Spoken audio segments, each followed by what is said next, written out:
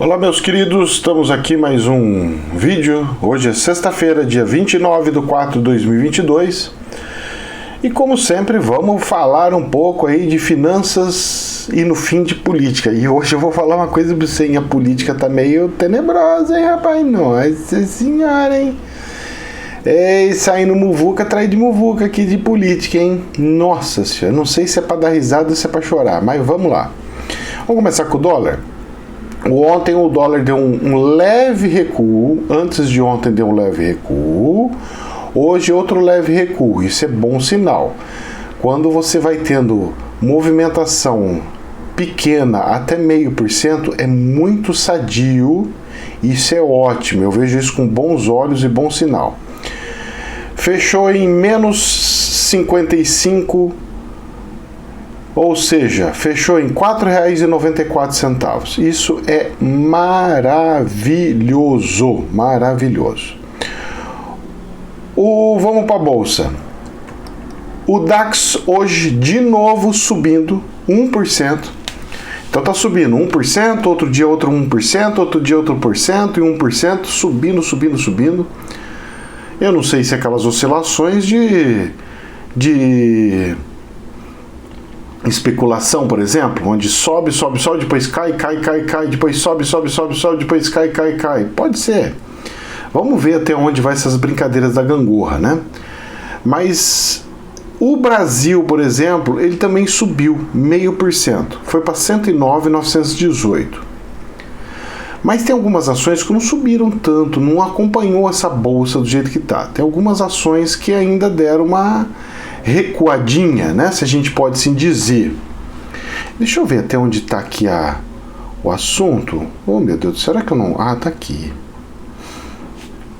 E os bancos pegaram e não subiram tanto. A gente vai ver o porquê disso daí, tá? Então hoje, previsão. DAX está subindo a semana inteira e hoje também subindo, não sei, porque ele fecha normalmente no horário, um pouquinho para frente do horário do almoço. A Bolsa do Brasil eu acho que vai acompanhar de novo essa situação de subida.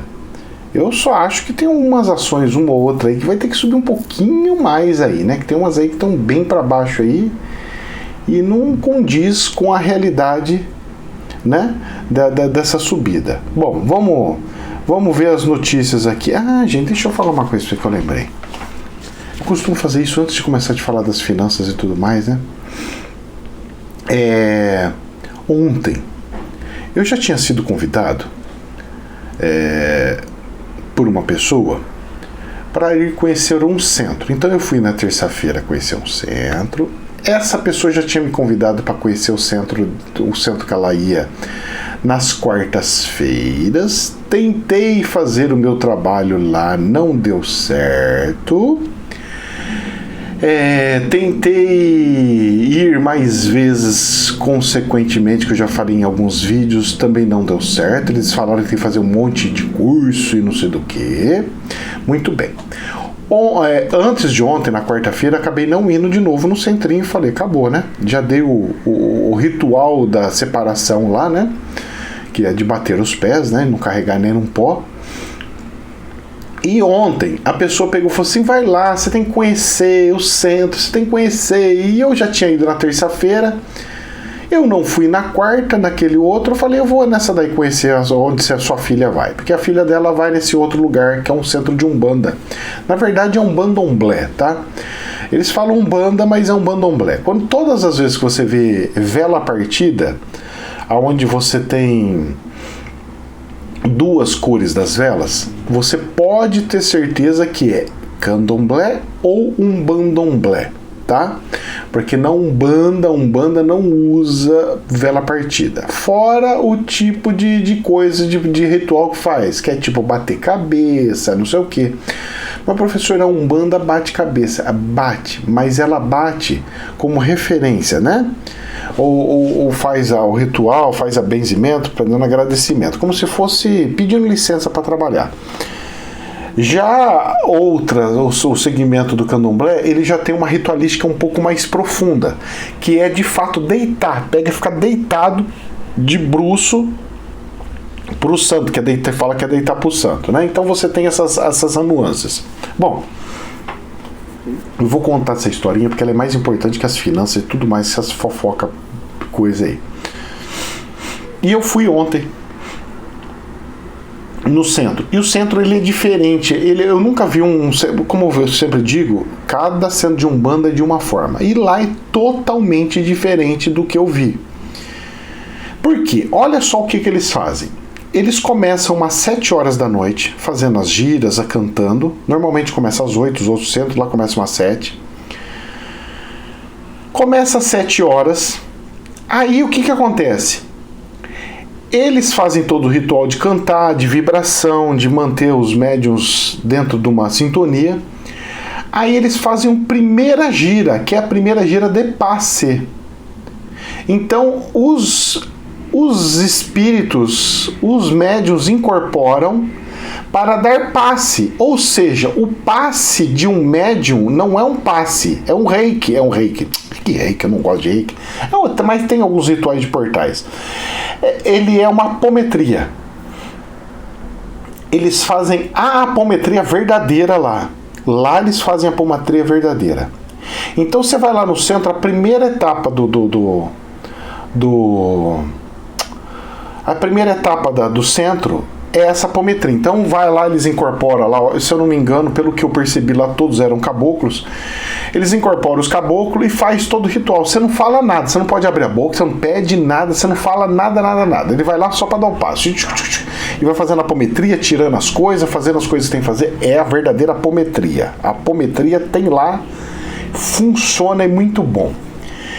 Depois da gira da apometria, eles dão um descanso, todo mundo pega e vai tomar um lanche, fazer alguma coisa, dá uma pausa. Aí passa uns 15 minutinhos, faz xixi, alguma coisa que precisa fazer. Passa uns 15 minutinhos e volta com a gira. Aí é a gira do dia. Então essa semana é semana de Exu. Então ontem foi de Exu. Então é todos os dias, terça, quarta, quinta, Exu. Eu não sei quais são os dias que eles trabalham lá, mas eu sei que de quinta é certeza, né? Bom, e aí você vai e faz os atendimentos. E vai e atende um monte de gente. Eu vou falar pra vocês que tinha muita gente lá, viu? Muita gente lá. E médiums bons. Não é igual da terça-feira que eu vi só porcaria, gente. Nossa, fiquei assim, desolado.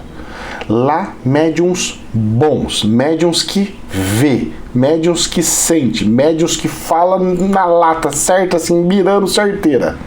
Médiums bons. Bom, e eu pego o númerozinho, a gente não escolhe aonde a gente quer ir. É conforme vai saindo, vai entrando. E o que aconteceu com o Ricardo? O Ricardo foi parar com o pai da casa, com o pai de santo. Chegou lá. Ele ficou olhando pra mim. E o olho vidrado, olhando dentro do meu olho, sabe? Olhando lá dentro do meu olho. E eu olhando dentro do olho dele.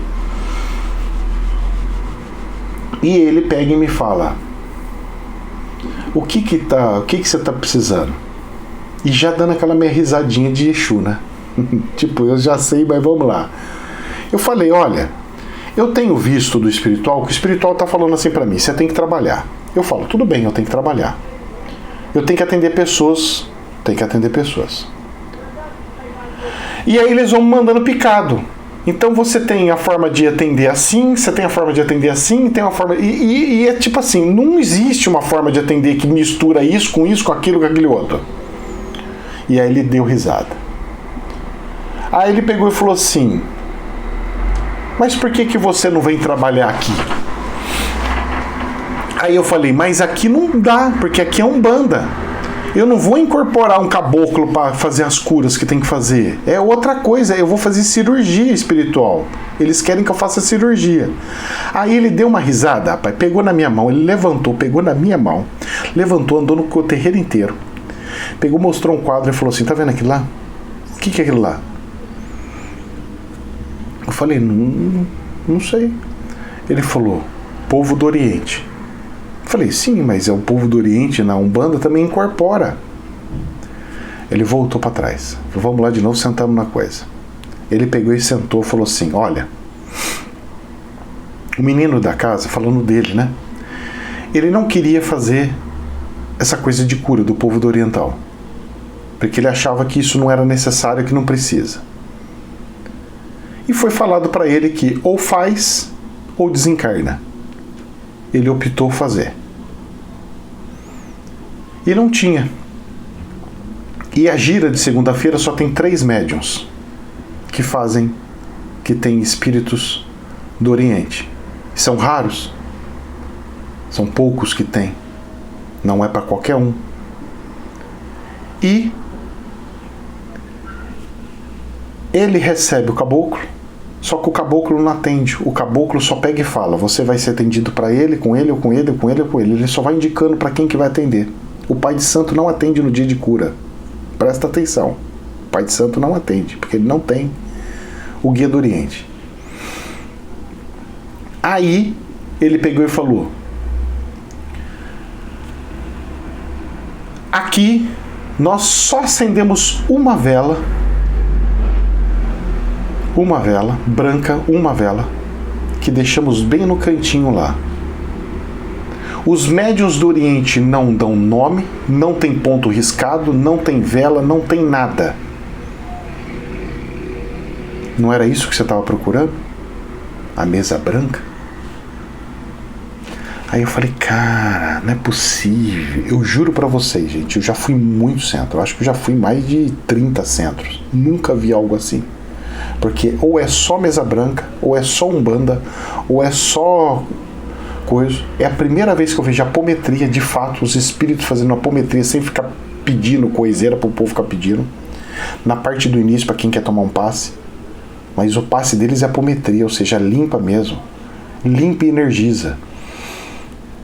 Muito bom, muito bom. E depois tem as giras que você pode conversar com as entidades e tudo mais. Pensa numa coisa que o espiritual faz que a gente não tem noção das coisas.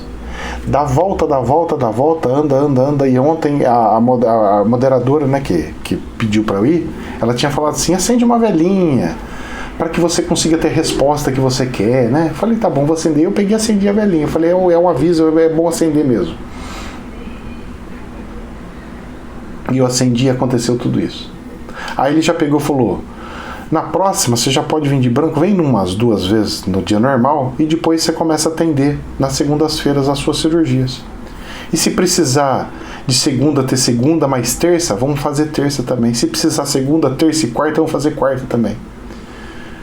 Porque o plano espiritual já avisou que é mais importante a cura do que os atendimentos. Isso, ele falou isso, gente. Presta atenção no que ele falou. A entidade falou. E isso porque o Pai de Santo não gosta, hein? Vocês estão entendendo a situação? As coisas estão para chegar, hein? Por que eu tô falando isso para vocês? Para vocês saberem, ter conhecimento, né?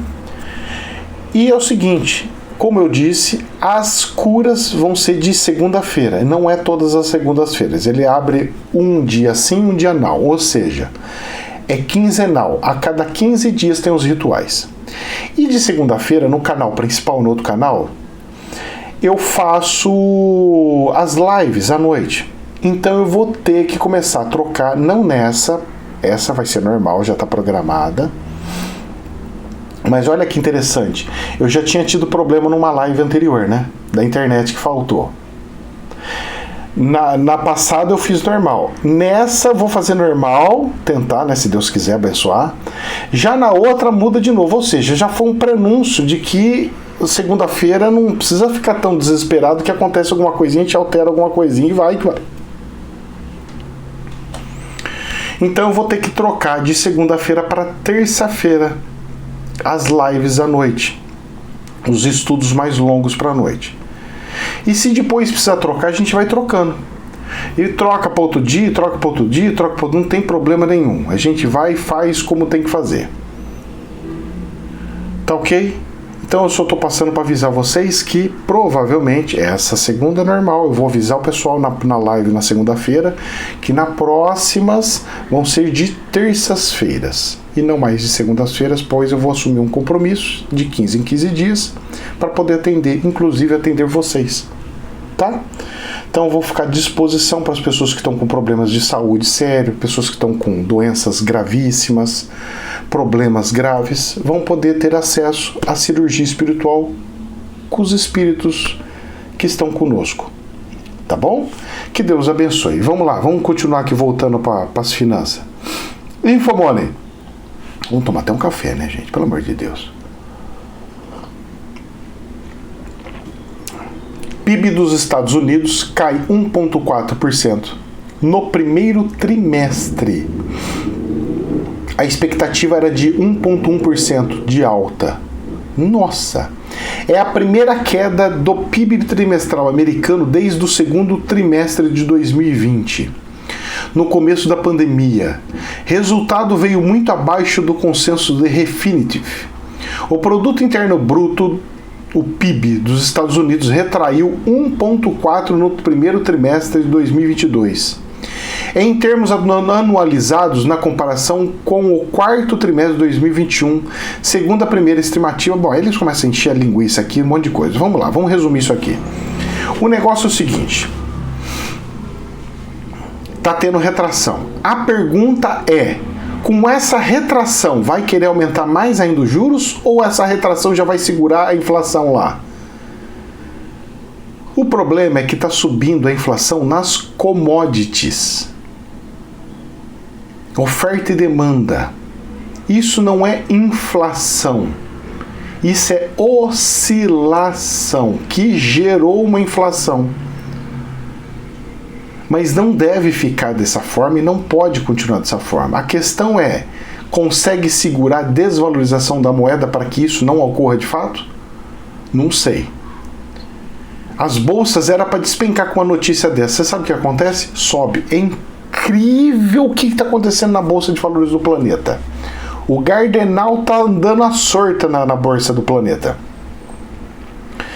Ó, Infomoney. Pra você ver como é que tá, a situação tá feia lá nos Estados Unidos. Porque o principal mercado dos Estados Unidos, da Amazon, é lá nos Estados Unidos, né? Olha só, saiu na Infomoney. A Amazon tem prejuízo de 3,8 bilhões no primeiro trimestre e ações desabam. Segundo Andy Jassy, o CEO da Amazon, a pandemia e a guerra entre a Rússia e a Ucrânia trouxeram desafios incomuns. Só que, meus queridos, a pandemia ela fez com que o mercado funcionasse mais e melhor de entregas, porque as pessoas não iam nas lojas, compravam tudo online.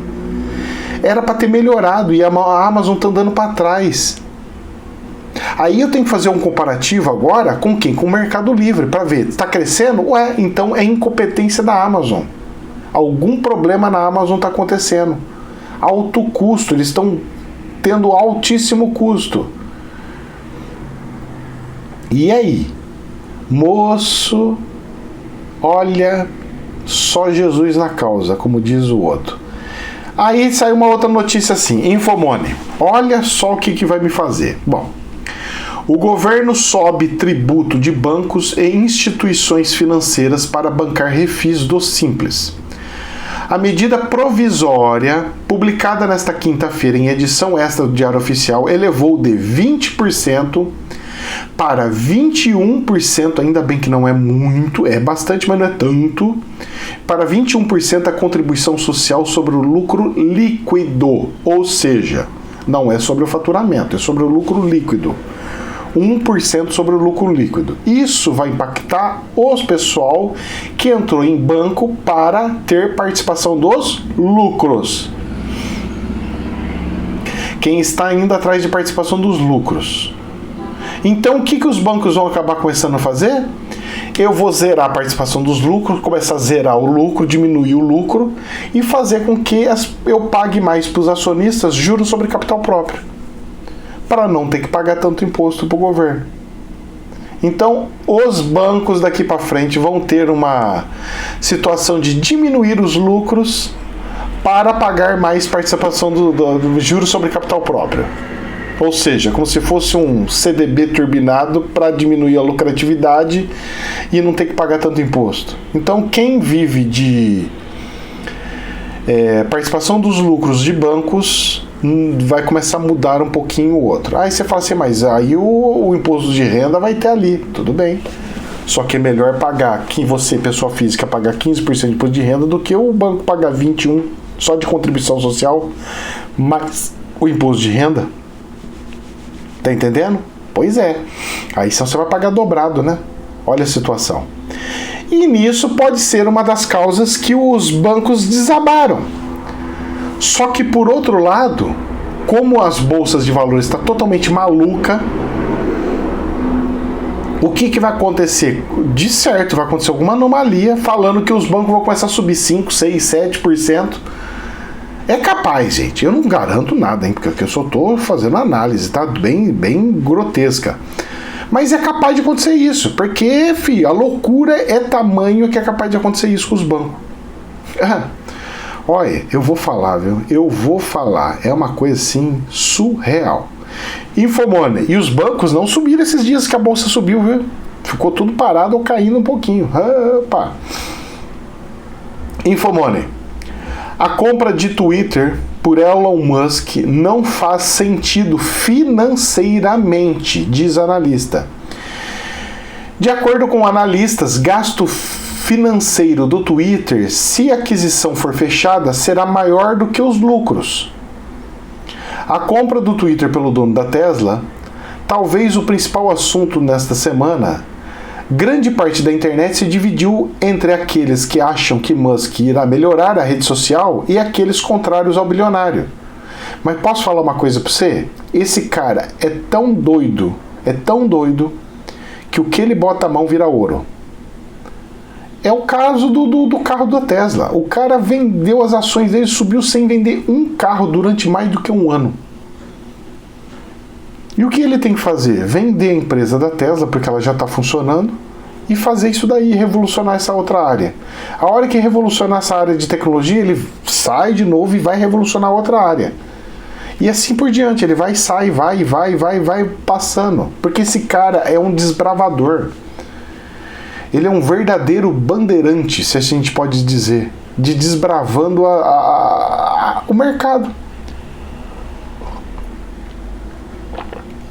Se um cara desse entrar no mercado tipo de energia renovável, você vai ver o estrago que esse cara faz. Olha o que ele fez com o negócio de satélite. O cara é muito doidão, cara. Ele revoluciona as coisas. Ele faz as coisas assim, então tá bom, vamos mandar um monte lá e vamos fazer. Então vamos fazer esse negócio. Que outras pessoas falam assim, não dá, isso aí é muito difícil. Ele vai e faz, e acontece. Bom, vamos entrar para a política. Estados Unidos e 60 países se unem para promover internet livre.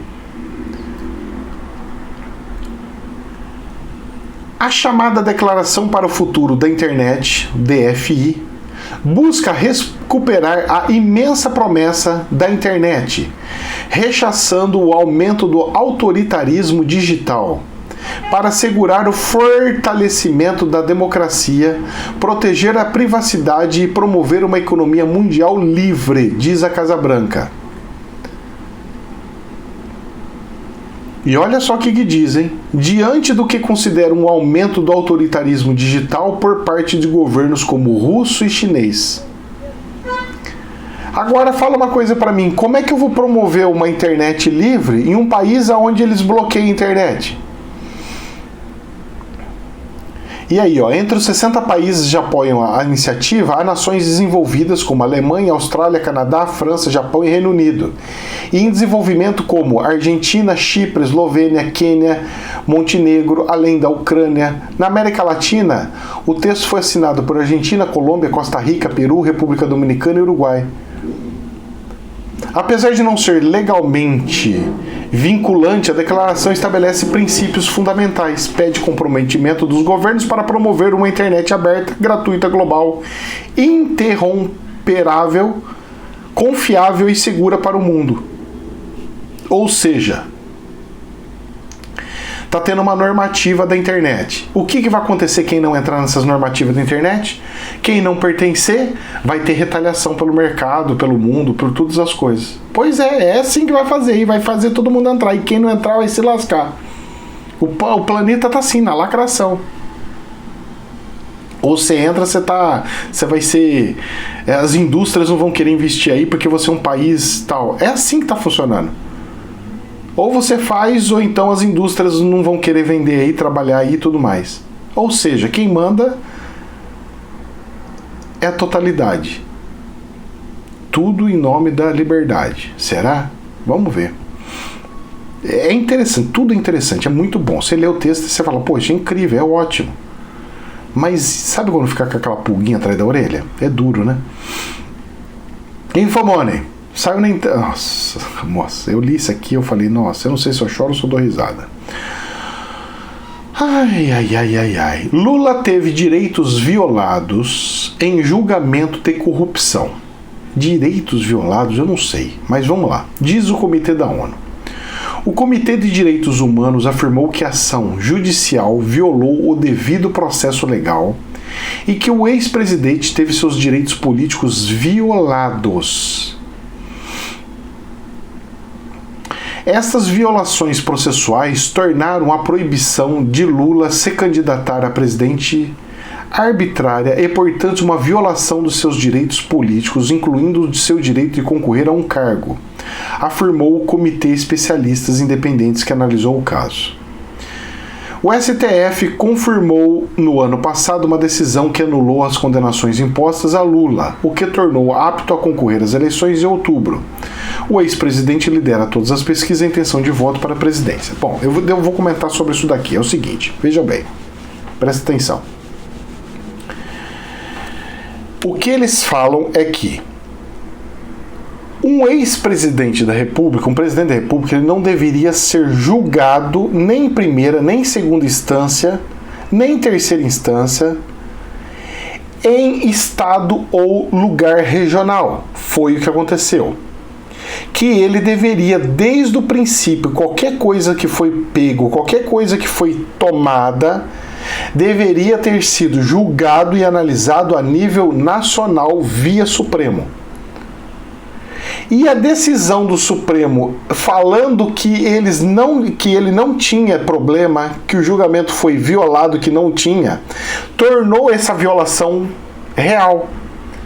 Se o Supremo tivesse falado assim, olha, realmente ele é condenado e tem que ficar preso, não daria problema de violação, porque ele endossou algo que um lugar regional falou. Agora, como foi o Supremo, o órgão maior, foi uma decisão diferente do que a regional, e a regional prejudicou o presidente ou ex-presidente, gerou a violação. A ONU está errada? Não. O presidente Lula deveria ser condenado por um judiciário regional de um estado, de uma região do país? Não.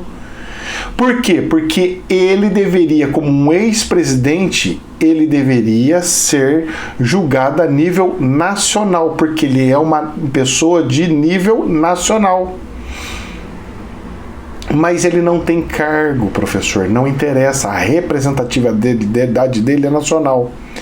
Mas a lei brasileira fala que tem que ser assim, assado. Sim. Mas os direitos que foram violados deles eram direitos políticos. E direitos políticos não se deve fazer por um juiz regional. Ele pode ser preso por uma condenação XY, mas direito político, não.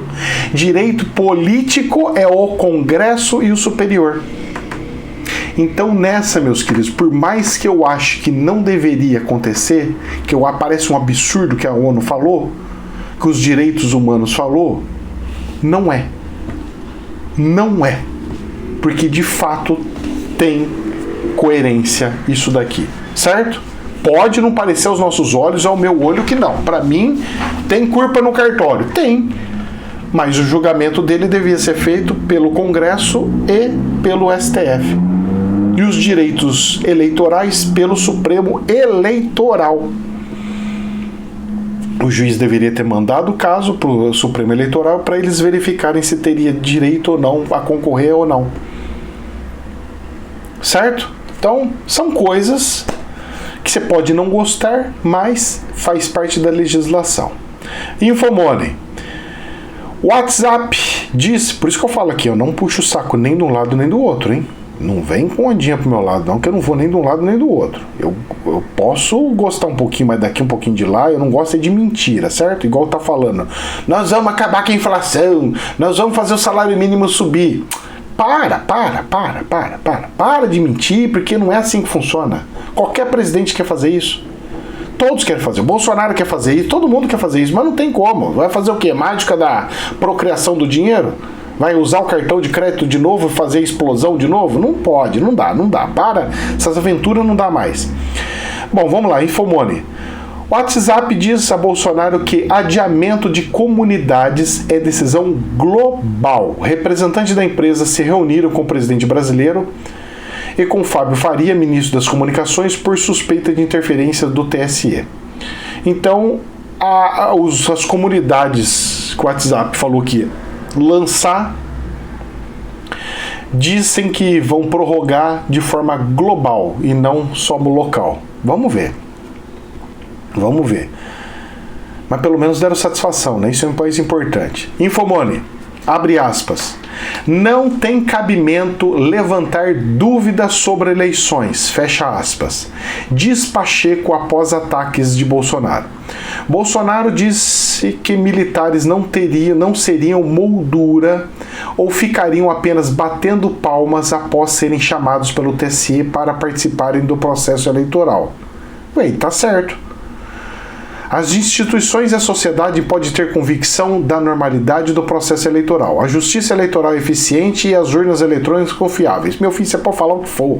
Você é político, eu não acredito em político. Ainda assim, o TSE está empenhado em dar toda a transparência ao processo desde agora. Inclusive a participação do Senado, diz Pacheco. Então, meu querido, faça o que os militares mandaram fazer. Por que não abriram a carta dos que os militares pediram para fazer? Porque eu queria ter acesso. O que os militares pediram para fazer de adaptação que eu não vi? Eu queria ver. Deixa a gente ver. Ui, vamos ver o que está pertinente ou não. Como é que você pode falar que não tem dúvida, que não tem problema, se os militares identificaram e mandaram coisa falando que tem que fazer algumas correções? Se eles falaram que tem que fazer alguma correção, tem que fazer alguma correção. Eu sou um tipo de um fiscal. Agora, vai fazer ou não? Essa é a questão. Esse é o tchan da questão. É isso que eu quero saber para a gente encerrar.